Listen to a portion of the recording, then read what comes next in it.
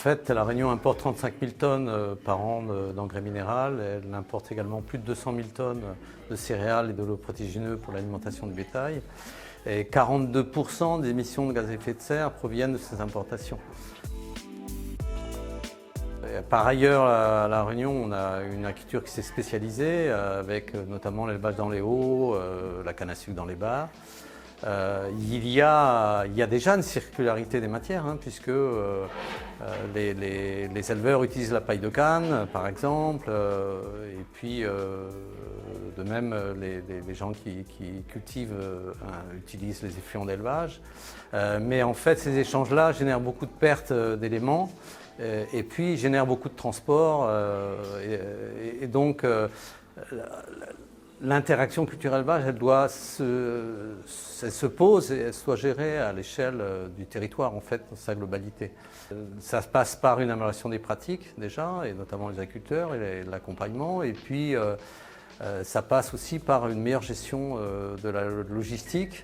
Tout ça afin de réduire l'impact environnemental, réduire les émissions de gaz à effet de serre et puis améliorer l'efficience du système global, quoi.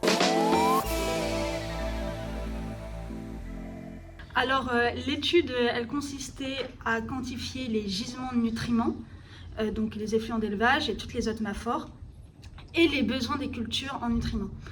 Et l'objectif, en fait, c'était de voir les zones qui étaient en excès d'effluents d'élevage et les zones qui, au contraire, étaient plutôt en déficit, qui en avaient besoin, et de faire un premier diagnostic pour permettre aux acteurs du territoire de réfléchir à la logistique et à des solutions pour mieux gérer ces maphores. Alors théoriquement, oui. En fait, ce qu'on a fait, c'est qu'on a regardé toutes les maphores disponibles et on a additionné l'importation d'engrais de synthèse. Et si on additionne les deux, on a une offre en nutriments pour toute l'île d'environ 6 000 tonnes d'azote. Et en face, on a un besoin des cultures d'environ 5 000 tonnes d'azote. Donc théoriquement, si jamais on a une répartition optimale des effluents d'élevage et des maphores, on pourrait économiser 1000 tonnes d'azote sous forme d'engrais de synthèse. Ça représente environ 30% de l'engrais importé. Ils sont très variables, ça va de 3% à plus de 300% selon les communes.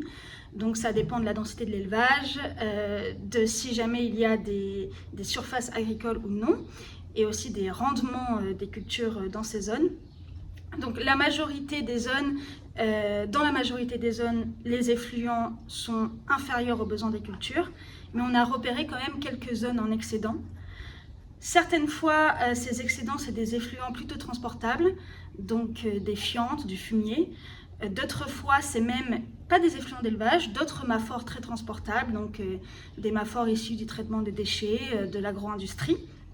Donc dans ce cas-là, c'est un potentiel de déplacer ces maphores dans des zones qui en ont plus besoin. Par contre, d'autres fois, on est en excédent de lisier, ce qui est difficilement plus transportable. Et dans ce cas-là, les solutions, c'est de transformer la matière. Donc on pense au co-compostage, à la séparation de phases, ou à passer au porc en litière pour avoir une matière plus transportable et pouvoir la sortir de la zone en excédent.